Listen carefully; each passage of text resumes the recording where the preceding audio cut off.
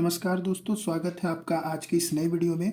आज की इस वीडियो में हम लोग जानने वाले हैं क्लास 8 के मैथ के एक्सरसाइज 2.1 के सारे क्वेश्चंस को।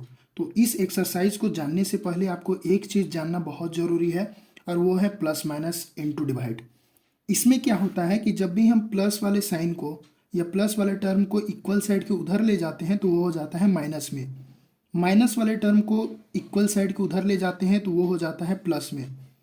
इनटू में जो टर्म रहता है उसको अगर हम साइड में ले जाते हैं इक्वल साइड के ऑपोजिट में तो वो डिवाइड में बदल जाता है, और डिवाइड वाले टर्म को अगर हम इक्वल साइड में ले जाते हैं तो वो हो जाता है इनटू में। ये चार चीज़ों को आपको सबसे पहले जानना ज़रूरी है इस एक्सरसाइज और आगे आने वाले एक्सरसाइज को बनाने के लिए। तो चलिए, हमारा जो पहला क्वेश्चन है वो है हमारा 3x equal to 2x plus 18।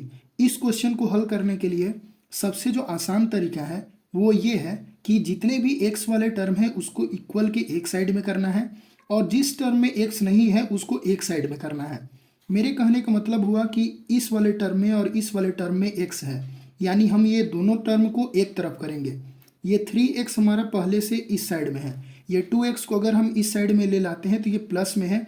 हाँ, अभी हमने बताया कि प्लस वाले टर्म को इक्वल साइड में लाने पे वे माइनस में बदल जाता है, तो ये प्लस में है, इसको इधर ले लाएंगे तो हो जाएगा -2x, इधर हमारा बच जाएगा 18। अब क्या करना है, इसमें इन दोनों को घटाना है। 3x में 2x अगर हम माइनस करते हैं तो हमारे पास बचता है 1x, और 1x का जो वैल्यू होगा सो हमारा निकलेगा 8। अक्सर हम इंटू में 1 को नहीं लिखते हैं, इसलिए हमारा x का जो वैल्यू आएगा सो हमारा 18 आ जाएगा। ये हमारे पहले क्वेश्चन का आंसर हो गया। इसी तरह हम आगे वाले क्वेश्चंस को भी बनाएंगे। इसमें x टर्म नहीं है, यहाँ जो टर्म है वो है t, यानी t जितने भी टर्म है जिस जिस टर्म में t है उसको एक साइड करेंगे। यानी ये 5t तो इधर पहले से था, इस t वाले टर्म को हम इधर ले लाएंगे, यानी ये प्लस t है, इधर ले लाएंगे तो ये माइनस t में बदल जाएगा। अब जिस टर्म में t नहीं है उसको इक्वल साइड के दूसरी तरफ करेंगे, यानी 3 और 5 में t नहीं है, यानी इन दोनों को इक्वल साइड के उधर करेंगे। उधर पहले से -5 है, ये -3 को उधर भेज देंगे अगर हम, तो ये हो जाएगा +3, क्योंकि अभी हमने बताया कि माइनस साइन को उधर भेजने पे प्लस साइन हो जाता है। अब इन दोनों पे माइनस साइन, अभी दोनों को घटा देंगे तो हो जाएगा 5t में 3t अगर हम घटाते हैं तो हमारे पास बचता है 2t। अब इधर देखते हैं, माइनस प्लस होता है माइनस, यानी 5 में 3 अगर हम घटाएं तो बचता है हमारे पास 2। अब साइन किसका लगेगा, तो साइन हमेशा बड़े वाले टर्म का लगता है, यानी 5 का लगेगा। 5 में है माइनस साइन तो यहाँ पे माइनस लगेगा। हमें चाहिए t का वैल्यू, और 2 जो है सो इसके साथ इंटू में है, ये 2 इंटू टी है, और इंटू को जब हम इक्वल साइड के उधर भेजते हैं तो अभी हमने बताया था कि इक्वल को इंटू को भेजने पे वो डिवाइड में बदल जाता है, यानी इधर -2 पहले से है, इस 2 को अगर हम उधर भेज दें तो ये इंटू से बदल गया डिवाइड में, और जब इसको हम काटेंगे तो 2 1 2 2 1 2, यानी t का जो वैल्यू आएगा सो हमारा -1 आएगा। सेकेंड क्वेश्चन भी हमारा बन चुका है। इसी तरह हम आगे वाले क्वेश्चंस को भी बनाएंगे।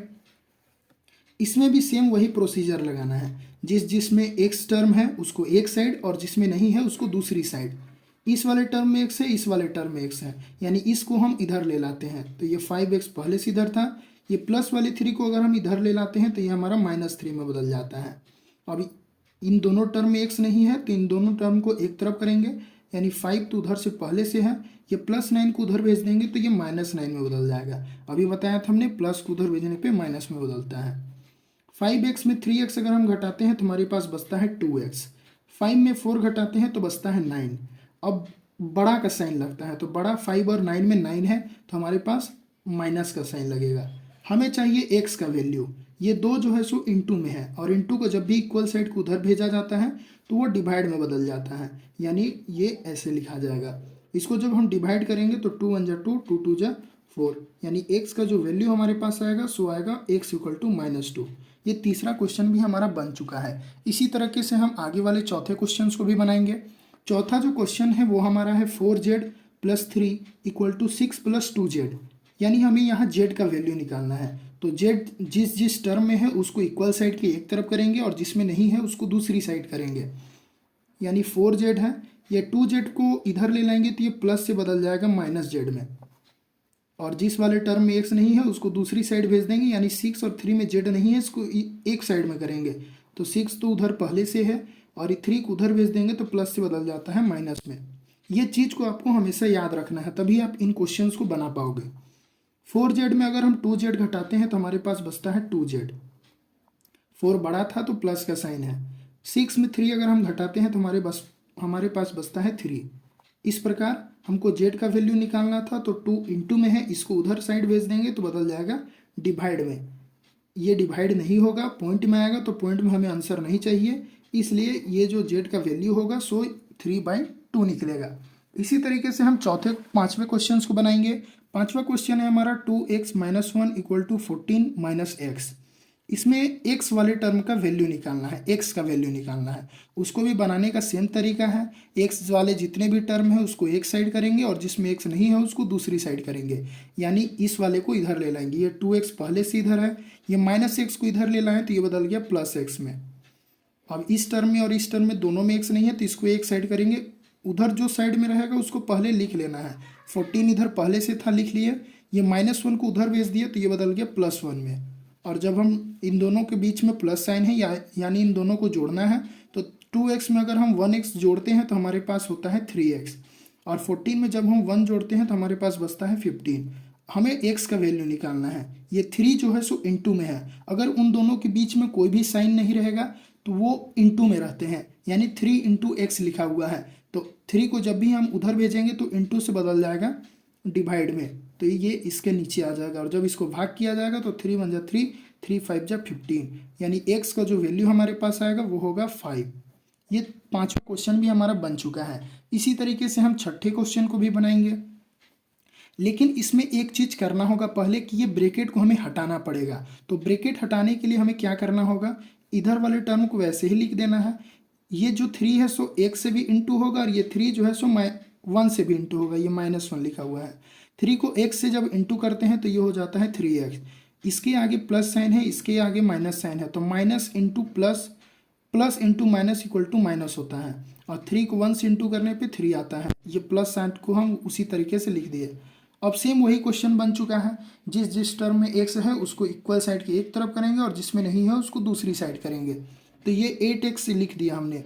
ये 3x प्लस में है, इसको इधर भेज दिया हमने, तो ये प्लस से -3 हो गया। अब जिस वाले टर्म में x नहीं है उसको दूसरी साइड करेंगे। ये 7 उधर पहले से था, -3 भी था, ये +4 उधर जाके -4 हो गया। 8x में 3x अगर हम घटा देते हैं तो हमारे पास बचता है 5x equal sign 7 minus minus plus, 4 में 3 जोड़ दिए तो हो गया 7। 4 बड़ा है, 4 का साइन है माइनस, तो माइनस लिख दिए।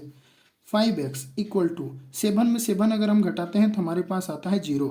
हमें x का वैल्यू चाहिए। ये 5 इंटू में है, इंटू को जब भी उधर भेजा जाता है तो वो बदल जाता है डिवाइड में, और इस तरीके से जब 5 को 0 से डिवाइड करेंगे तो हमारे पास आएगा 0। तो x की जो वैल्यू होगी सो हमारे पास आ जाएगी 0।